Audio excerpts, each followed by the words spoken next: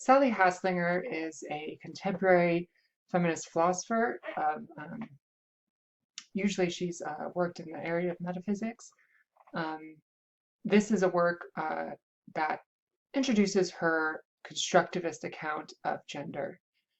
So for her, she basically says how we classify bodies can and does matter politically for our laws, our social institutions, and our personal identities. They're profoundly linked to understandings of the body and its possibilities.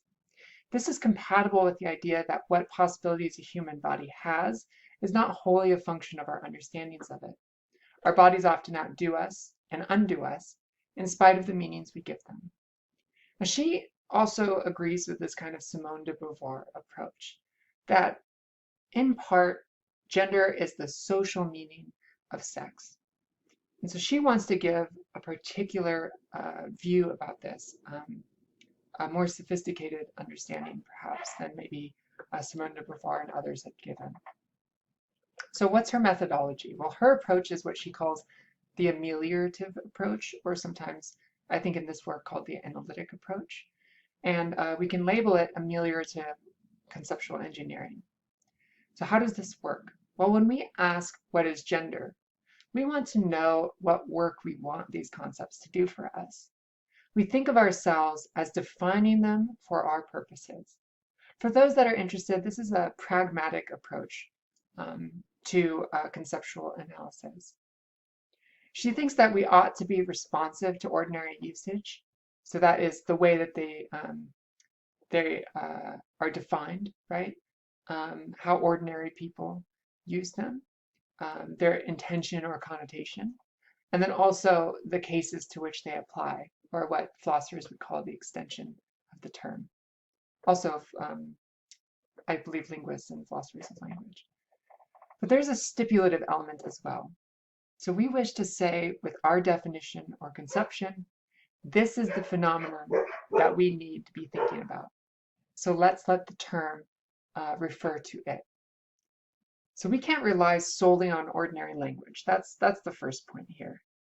If we want to figure out what gender is, because ordinary concepts, well, they're very vague. But we don't want to be completely revisionary because it's not clear why we are warranted in appropriating existing terminology. So we have two criteria. We have first the semiotic, where that has to do with meaning. So the central functions of the term must remain the same. And for her, that means that it should help organize or explain a core set of phenomena that the ordinary terms are used to identify. And then the next is political. So this is a kind of novel part of her metaphysics, is that she thinks that our concepts can be motivated by normative concerns. So it's not necessarily a bad thing for our concepts to be informed by our political projects. In fact, it's questionable whether any concepts that we employ, certainly in social science, are devoid of any kind of value-laden meaning. So for her, the political motive here is that the new term should help us bring about the politics that we desire. So in our context, does the term woman aid us in reducing oppression of women? So for Haslanger, the concerns that she has, the political ones, are, and I guess the metaphysical ones, are that we should explain persistent inequalities. We should be able to respect differences between males and females and people of different races. We should also track other ways that these categories link up to other social phenomena. And we should empower those that are captured by the concept itself. So as I said, she takes a cue from Beauvoir. Gender, she thinks, is the social meaning of sex, and she sees herself as interpreting this slogan. And she interprets it as gender as a social class, a depiction of, quote, the pattern of social relations that constitute the social classes of men and as dominant and women as subordinate. These are the norms, the symbols, and identities that are gendered in relation to the social relations that constitute gender. So for her, gender is really a social class. Now she thinks that there are two problems that any kind of view is going to have to be concerned about. Any view of woman is going to have to deal with these. There's the commonality problem. So it's very hard, and this is a thing that second wave feminism has had a lot of difficulty with. It's very hard to find something that all women have in common that could possibly count as their gender. And honestly, it seems that this criticism here is one of the primary motivations for shifting from second wave feminism to, say, third wave feminism. Not the only, but it's a very significant one. Even considering the sex female, we have reasons to doubt that there's anything that all women share. And we'll see a little bit of this with Austa's work in the near future. But you know, we could take one example, the ability to have a child as being something that is considered female. Well, there's plenty of women that cannot bear children. And according to our view that says woman is a female, which in turn is a person who can bear children, we're going to leave out a lot of different women that we otherwise want to include. Furthermore, we could also have certain issues of reifying the identity or perspective of, say, white women as universal for all women.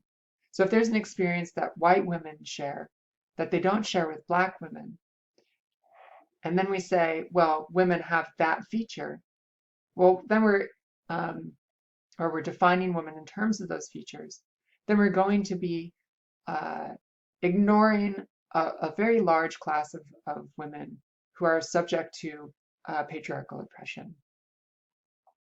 Now, there's also a normative problem, and that's tied to the point that I just made, that defining what woman is value-laden. And this will marginalize certain females, privilege others, and sometimes reinforce current gender norms. So there's this two issues here that are related.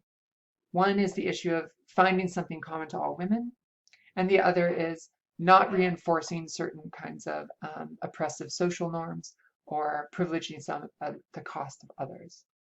So Haslanger is committed to, quote, staying grounded in the material realities of women's lives. There are three guiding principles for her approach to the normative problem. Gender categories are defined in terms of how one is socially positioned, a function of how one is viewed and treated, how one's life is structured socially, legally, and economically, and it is not defined in terms of an individual's intrinsic physical or psychological features. So she wants to say that perhaps sex might be something like that, but gender is not.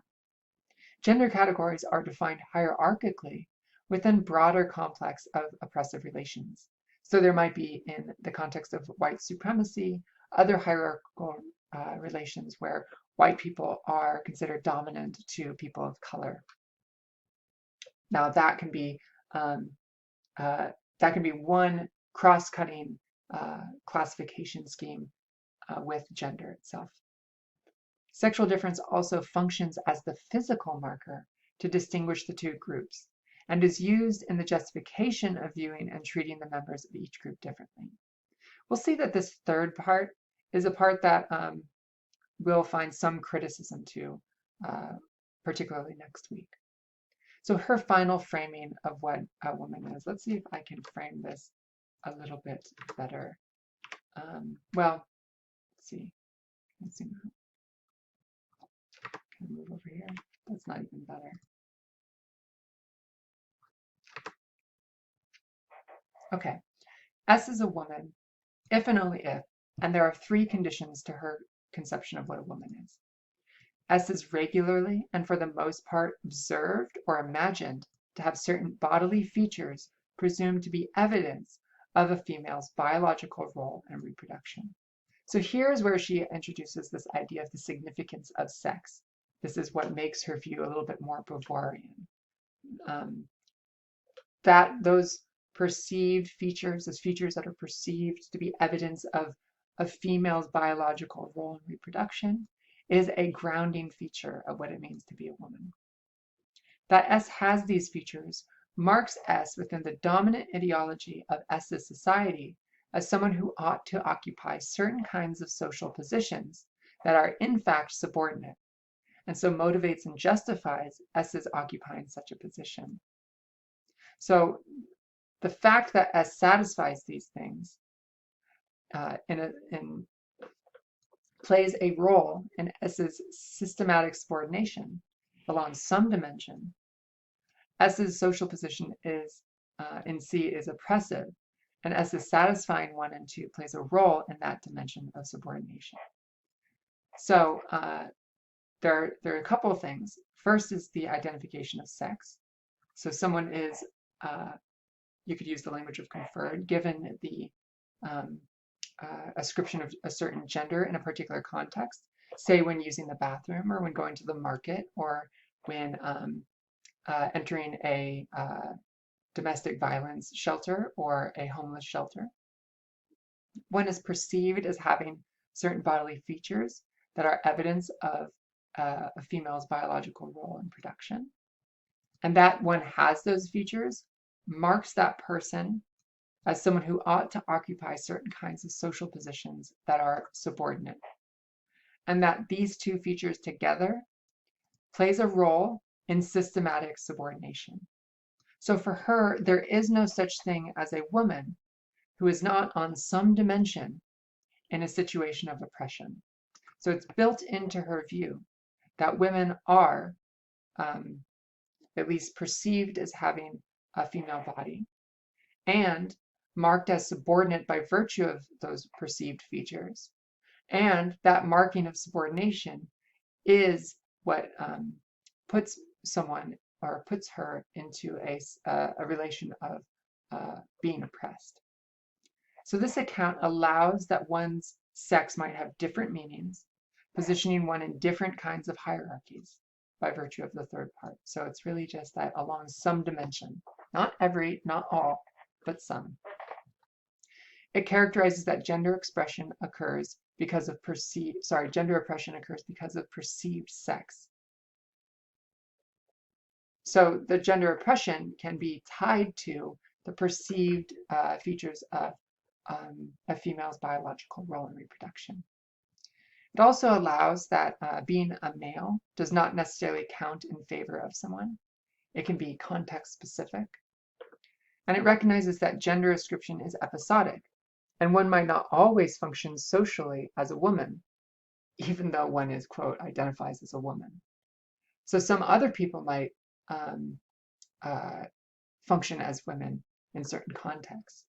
For example, in systems of white supremacy, a Black man's male privilege might be seen as threatening and thus might be violently wrested from them according to the dominant hierarchy. So thus, one might function as a woman in certain contexts. And she gives another framing, another conception of as functioning as a woman if and only if. And she goes through a number of conditions. But we're mostly focused on just what her conception of woman is. So we can revisit the two issues and see how well that this conception stacks up against these two concerns. So the question of commonality. Women share the occupation of a particular kind of social position, on her view. It's sexually marked subordination. Sexually marked because sex, again, is those are the perceived features that mark one as subordinate. While some might argue some women who don't experience sexually marked subordination, she emphasizes that her interest is really to capture those that are. So for her view, it's not a shortcoming that there might be some women who don't experience sexually marked subordination. And this leads to the normativity question. She wants to be able to say, those kind of women are not part of the project of feminism, and so should not be a concern of a feminist conception of what woman is. Now, with relation to her normativity concern, if someone were to want to be a real woman, then wouldn't this reinforce rather than challenge male dominance? And she suggests, yes, if you were to say, look at this account and say, I want to be a woman, or I'm going to be a woman, what you're saying is that I want to be oppressed by virtue of the perceived features of my body that make me seem like I'm a female, or I have a female's role in biological reproduction. Well, for her, she says, The right answer to this is to not want to be a woman at all.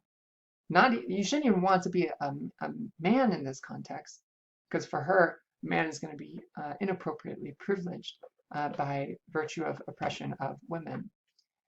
So she wants to suggest a kind of gender eliminativism, that the goal or the project is to get rid of women, not of course, the people that are marked out as women by our conceptions, but that we should get rid of the social class woman. So this is what she means when she says, this view offers a negative ideal. There should be no women, at least understood in this way. She gives a very similar analysis to race, and I won't go through it here. I urge you to take a look at that and see the kind of similarities and differences, and think about whether this kind of approach applies better to race or better to gender. See their commonalities, perceive what differences there are. That's something that I suggest you entertain on your own. Now, there are other issues. She says the words we use position us in society. When someone says someone is black or white, or a woman or a man, we are saying that there are certain appropriate norms and expectations tied to those identities, usually according to some kind of dominant ideology or dominant cultural set of norms. Gender and race are unstable concepts. They change over time, and even within different contexts within the same time. So what we've considered to be black or white has changed over time. For example, Italians were not always considered white. They were considered non-white, and now we generally consider Italians to be white, when really nothing has changed about Italians. Something has changed about our concept of race. Gender is pretty similar in this respect as well. Haslanger's goal is that we should work to undermine those forces that make being a man, a woman, or a member of a racialized group possible. We should refuse to be gendered man or woman, and refuse to be raced. This goes beyond denying essentialist claims about one's embodiment, and involves an active political commitment to live one's life differently. So since she sees gender and race so intimately, even definitionally, tied to oppression, she suggests that we should get rid of these things altogether. We should not get rid of these concepts. They can be quite useful for us to fight for liberation, but we should fight against the social structures that make it so that we have these subordinate oppressive relationships.